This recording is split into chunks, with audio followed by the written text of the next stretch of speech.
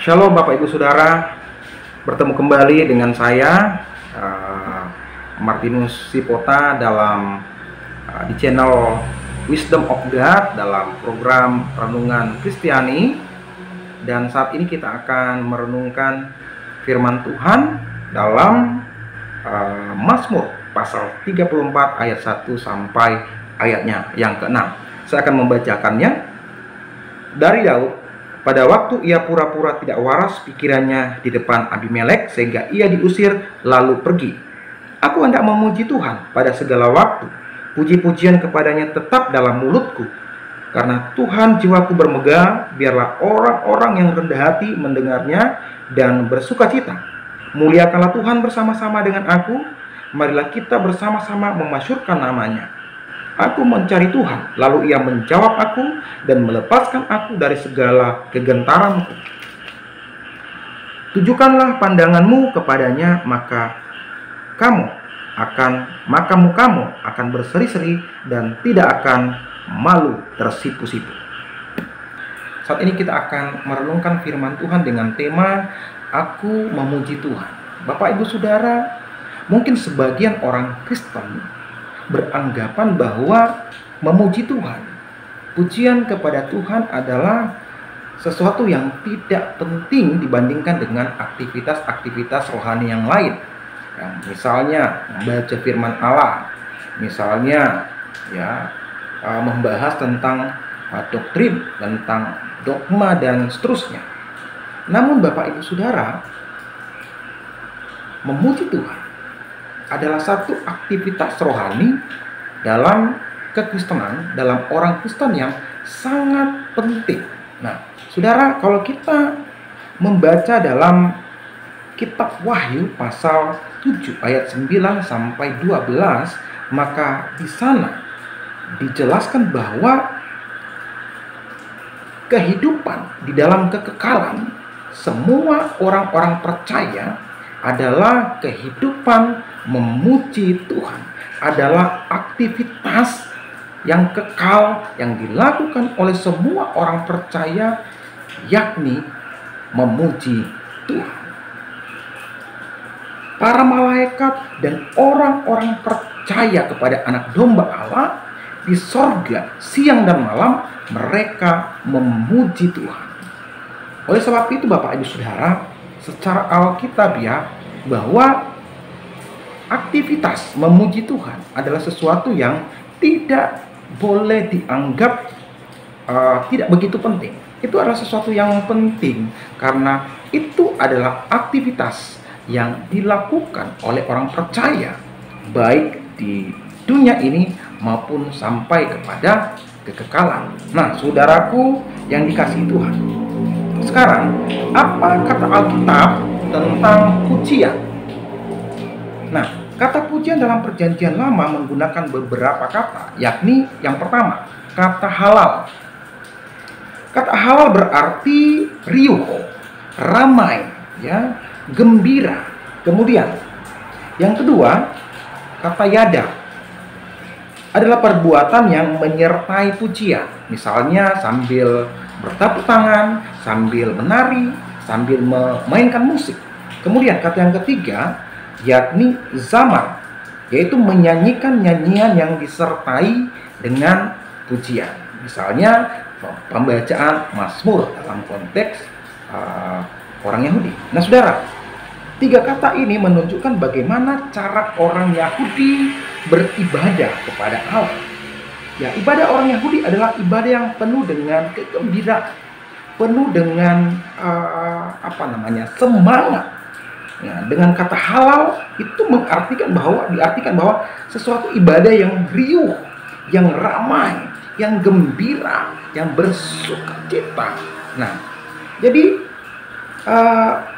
ciri ibadah orang Yahudi adalah ibadah yang penuh dengan pujian kepada Tuhan, yang penuh dengan sukacita, yang penuh dengan kegembiraan, yang penuh dengan semangat memuji Tuhan. Nah, jadi pujian orang-orang Yahudi pada masa itu adalah pujian yang mereka naikkan, yang berasal dari lubuk hati mereka yang paling dalam. Ya, nah Ciri-ciri pujian mereka adalah kegirangan. Saya sudah katakan tadi bahwa ciri ibadah mereka atau ciri pujian orang-orang Yahudi adalah kegirangan atau sukacita. Mereka bersukacita karena mereka memiliki Allah yang hebat, memiliki Allah yang maha kasih, memiliki Allah yang setia, yang terbukti kesetiaannya di dalam kehidupan mereka, menolong mereka sekalipun mereka tidak taat kepadanya, namun kasih setianya selalu dinyatakan pada orang-orang Israel. Maka mereka memuji Tuhan oleh karena Allah itu layak dipuji dan oleh karena karya Allah yang Allah nyatakan dalam kehidupan mereka. Nah, saudaraku, untuk menaikkan pujian di bait suci, orang-orang Lewi biasanya mengeluarkan tata ibadah yang rinci, yang sudah diatur sedemikian baik, sedemikian teliti. Nah, Mazmur dipakai dalam tata ibadah dan dalam pawai kudus dengan sorak-sorai dan nyanyian syukur. Mereka memuji Tuhan biasanya melibatkan dua kelompok paduan suara atau kor, atau satu solis dan satu kelompok paduan suara. Nah, mereka biasanya juga menari, ya, kemudian menggunakan berbagai alat musik, ya, untuk mengiringi pujian mereka. Kalau kita membaca dalam Mazmur pasal 150, di situ ada beberapa jenis yang alat musik yang digunakan untuk mengiringi Mazmur atau mengiringi pujian kepada Tuhan. Nah, saudaraku, dalam masa gereja itu cara beribadah seperti ini itu masih dipertahankan, ya. Cara ibadah yang penuh dengan semangat, cara ibadah yang penuh dengan kegembiraan, sukacita itu masih dipertahankan di dalam gereja-gereja sampai saat ini. Nah, saudaraku yang dikasihi Tuhan, namun di masa gereja, pujian kepada Tuhan itu seringkali dilakukan secara spontan. Nah, kalau dalam perjanjian lama itu terfokus di bait Allah. Nah, namun dalam masa perjanjian lama seringkali pujian kepada Tuhan dilakukan secara spontan. Itu tidak selamanya dilakukan di bait Allah, di bait suci atau di gereja, tapi bisa juga di rumah, ya, bisa juga di jalan, bisa juga di mana saja, di tempat pekerjaan. Ketika mereka mengalami pertolongan Tuhan, memuji Tuhan secara spontan, dimanapun tempatnya dan kapan saja. Nah, saudaraku, kalau kita melihat latar belakang teks dalam Mazmur pasal 34 ayat 1 sampai 23, ini adalah pujian dari Daud yang lahir dari pengalaman hidupnya bersama Allah. Allah menolong dia waktu dalam bahaya. Ketika dia dikejar oleh Saul untuk dibunuh, kemudian dia lari ke Gad, dan di sana dia berpura-pura gila supaya tidak dibunuh oleh Abimelek.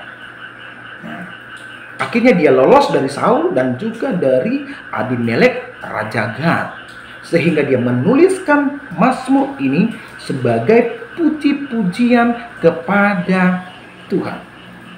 Nah, Bapak Ibu Saudaraku yang dikasihi Tuhan, apa yang dapat kita pelajari dari Mazmur pasal 34 ayat 1 sampai ayat 6 ini? Yang pertama, kita harus memuji Tuhan dalam segala keadaan dan dimanapun kita berada.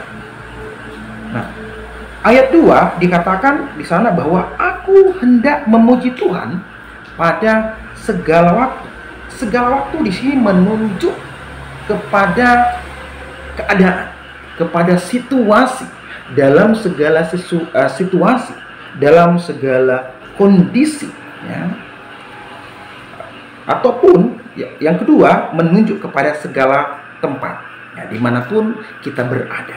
Nah, saudaraku, di daerah saya di Sulawesi Utara itu ada cerita yang sebenarnya ini adalah sebuah cerita lelucon, ya, cerita yang berkembang di masyarakat, yaitu bahwa ya pada suatu kali seorang bapak, ya, pada waktu itu lagi panen cengkeh, ya, cengkeh, ya.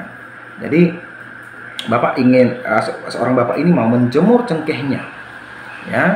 Dia begitu senang bahwa panas begitu terik, ya, karena untuk menjemur cengkeh ini membutuhkan panas yang harus terik, ya kan? Jadi pada waktu itu dia sangat senang, sangat bersuka cita karena cengkehnya itu panas itu sangat terik. Wah, puji Tuhan. Nah, jadi sambil menyanyi dia, sambil memuji Tuhan, haleluya, ya, dia kemudian menjemur menjemur cengkehnya. Nah, ketika dia sementara menjemur cengkehnya, kemudian tidak lama kemudian langit sudah mulai mendung, ya. Kemudian hujan sudah mulai turun, sudah mulai gerimis. Nah, wajah yang tadi berseri-seri, ya, sekarang sudah berubah. Air mukanya tiba-tiba berubah menjadi kusut, ya, menjadi marah, menjadi jengkel dia. Baru saja dijemur, tiba-tiba sudah mendung, sudah mau hujan. Akhirnya dengan kesal dia mengangkat jemurannya itu, cengkehnya itu. Kemudian beberapa lama kemudian panas lagi. Dia membawa lagi cengkehnya ini keluar, ya. Dengan senangnya dia membawa. Dan kemudian beberapa lama kemudian bawa hujan turun lagi. Nah, dengan kesal, dengan marah dia membawa lagi cengkehnya itu ke dalam rumah. Tiba-tiba setelah dia meletakkan cengkehnya dalam rumah, kemudian dia lari keluar, dia menengadah ke atas, dia katakan bahwa Tuhan, kalau kamu tidak lagi bisa mengatur cuaca, sebaiknya kamu turun saja. Saya yang akan naik untuk mengatur cuaca, karena kamu tidak sanggup mengaturnya. Nah, saudara, ini memang adalah cerita lucu yang walaupun mungkin Bapak Ibu Saudara nggak ketawa, ya. Tapi ini adalah cerita lelucon yang biasa, ya, yang sudah beredar di daerah kami, ya, khususnya di kampung kami seperti itu. Nah, namun cerita ini memiliki makna sebenarnya, ya, kalau kita mengaitkannya dengan tema memuji Tuhan. Nah, seringkali ini menggambarkan diri kita, Bapak Ibu Saudara, bahwa seringkali kita hanya dapat memuji Tuhan ketika ada dalam keadaan baik, ketika ada di dalam keadaan diberkati.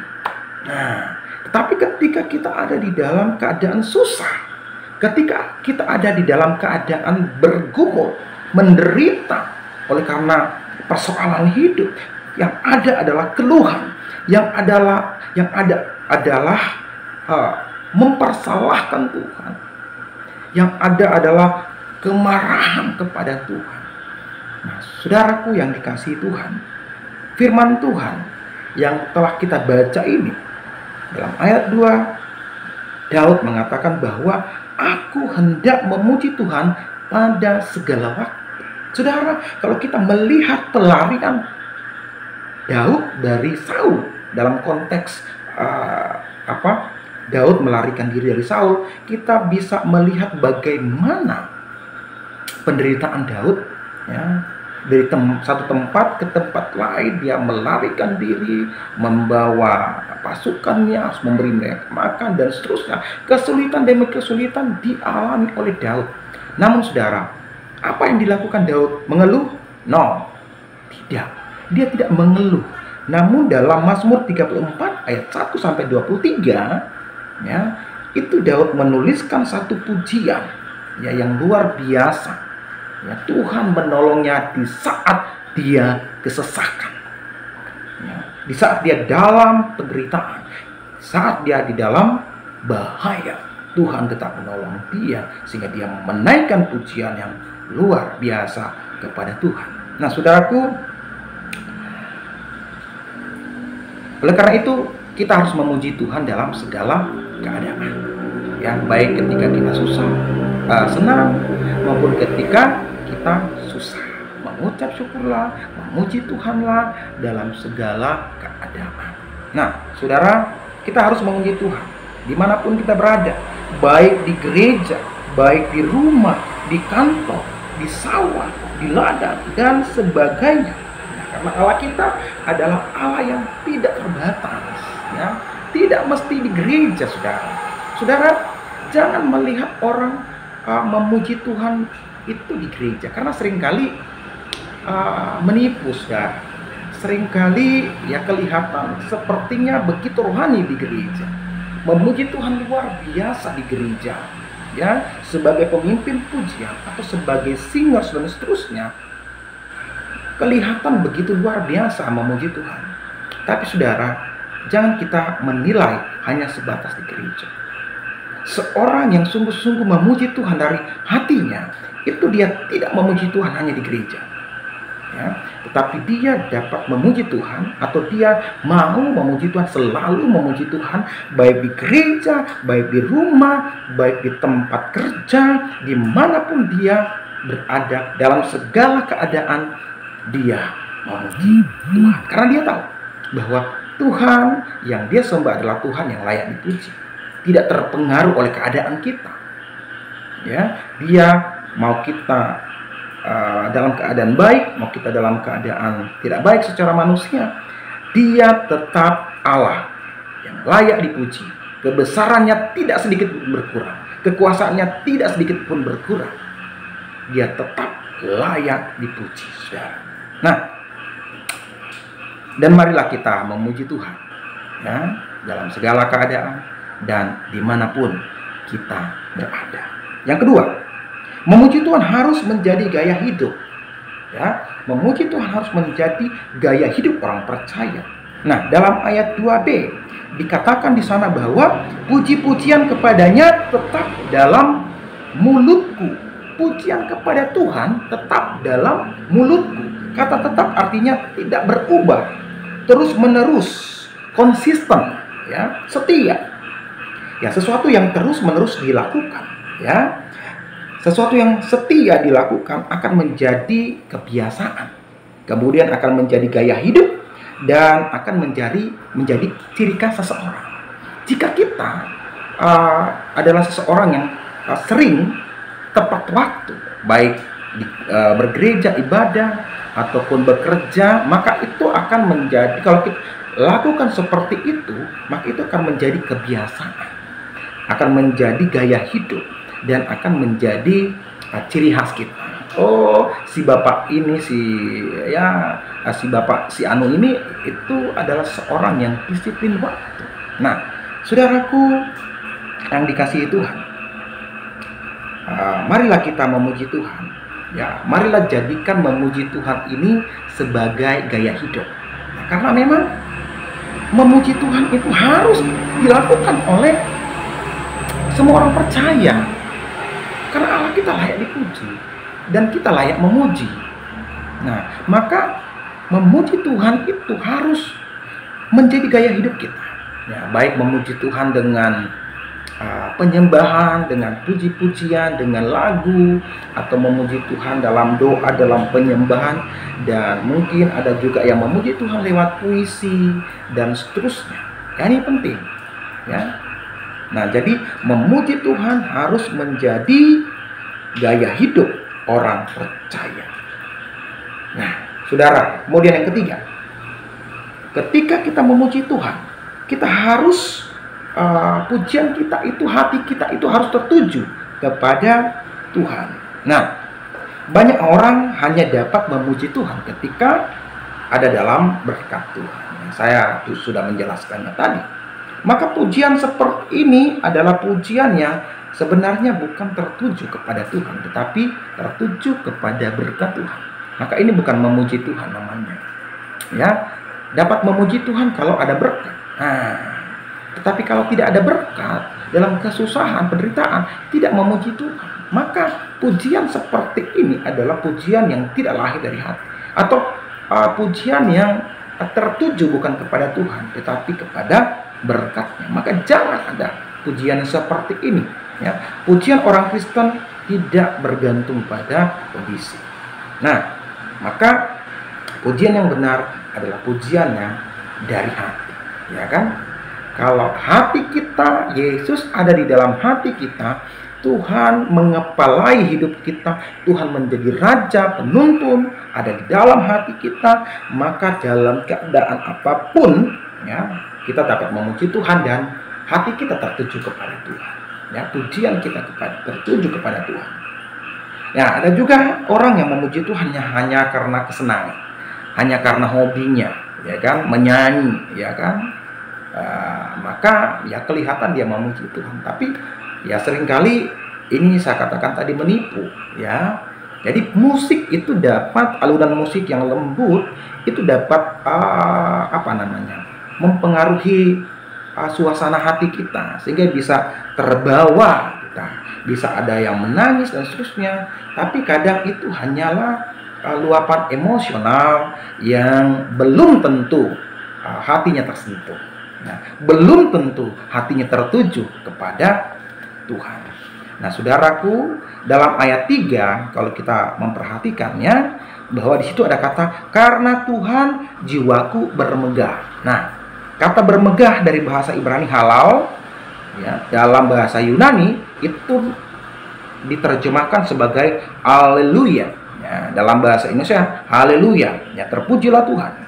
Nah, kata halal ini berarti memuji Tuhan dengan sangat gembira, dengan sangat senang. Nah, jadi Daud berkata, karena Tuhan saya memuji-muji dengan sukacita, bukan karena sesuatu yang lain, hanya karena Tuhan, ya, bukan karena sesuatu yang lain, tetapi hanya karena Tuhan. Ya, Daud memuji Tuhan. Nah, marilah kita memuji Tuhan dengan hati yang tertuju kepada Dia, bukan tertuju kepada berkat-Nya atau tertuju kepada hal-hal yang lain. Marilah kita memuji Tuhan, menyanyi, bukan hanya sekedar hobi, tetapi hati kita sungguh-sungguh tertuju kepada Tuhan. Nah, saudara, karena pujian yang benar akan menghasilkan sukacita, ya, pujian yang tertuju kepada Tuhan akan menghasilkan berkat di dalam kehidupan kita. Nah, saudaraku yang dikasihi Tuhan, saya yakin bahwa ketika Kristus tinggal di dalam hati kita, maka pujian akan lahir dari mulut kita, ya kan? Maka saya seringkali menekankan kepada mahasiswa yang saya bina, ya, kebetulan saya adalah seorang pembina asrama, ya, bapak asrama. Saya seringkali memberikan pilihan kepada mereka. Saya katakan bahwa kita sebagai seorang hamba Tuhan, yang keluar dari mulut kita itu haruslah pujian, haruslah lagu-lagu pujian kepada Tuhan, bukan lagu-lagu cinta. Ya, saya mengerti bahwa mereka masih muda, tapi saya berikan pilihan kepada mereka. Kalian pilih bahwa seorang hamba Tuhan, apakah yang keluar dari mulutnya adalah pujian atau cinta. Ya, karena kita dibentuk, saya katakan, bukan untuk bercinta, bukan untuk jadi pacar, ya kan? Kita didatangkan di tempat pembentukan itu mau dibentuk untuk, ya, melayani Tuhan. Maka pujian harus ada di dalam, keluar dari mulut kita. Ya, jadi kalau sesuatu keluar dari mulut kita itu ada di dalam hati. Kalau pujian kepada Tuhan keluar dari mulut kita, maka artinya di hati kita ini kita dipenuhi dengan sukacita Kristus, dan Kristus sudah tentu ada di dalam diri kita. Tapi jikalau pujian yang keluar yang keluar dari mulut kita adalah cinta dan seterusnya, ya, maka dapat dipertanyakan apa yang ada dalam di dalam hati kita.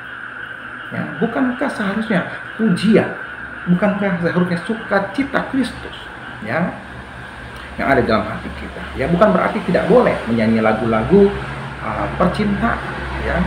Namun jika seorang hamba Tuhan lebih banyak porsinya menyanyikan lagu-lagu cinta, ya kan, ini dipertanyakan hatinya itu dipenuhi dengan apa. Nah, oleh karena itu, saudara, baik dia hamba Tuhan maupun jemaat Tuhan, hatinya harus dipenuhi dengan sukacita Kristus, dan yang keluar dari mulutnya adalah pujian kepada Tuhan, ya, bukan yang lain. Nah, saudaraku, inilah 3 bagian yang boleh kita pelajari di malam hari ini. Biarlah ini menjadi berkat bagi kita semua, sehingga kita menjadi orang Kristen yang selalu memuji Tuhan dalam segala keadaan, dimanapun kita berada, dan pujian kita harus lahir dari hati kita. Amin.